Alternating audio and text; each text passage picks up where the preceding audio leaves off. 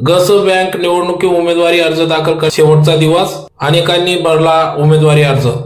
धुळे व नंदुरबार सरकारी नोकऱ्यांची सहकारी बँक अर्थात गस बँकेच्या संचालक मंडळाची पंचवार्षिक निवडणूक जाहीर झाली असून त्यासाठी आज गटनेते निशांत रंदे, भैया शिंदे यांच्या मार्गदर्शनात तसेच विविध शिक्षक संघटनांचे पदाधिकारी यांनी या ठिकाणी आपला उमेदवारी अर्ज दाखल केला।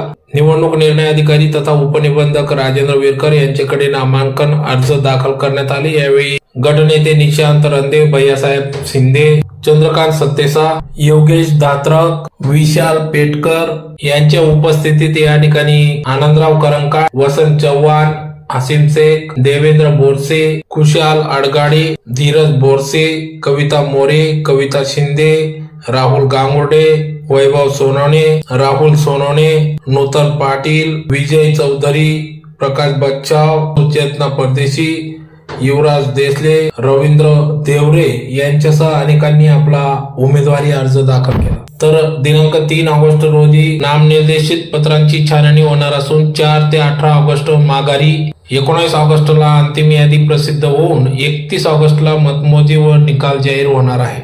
तर या गस बँक निवडणुकीत कोणाची वर्णी लागते याकडे सर्व शिक्षक संघटनांचे लक्ष लागून आहे।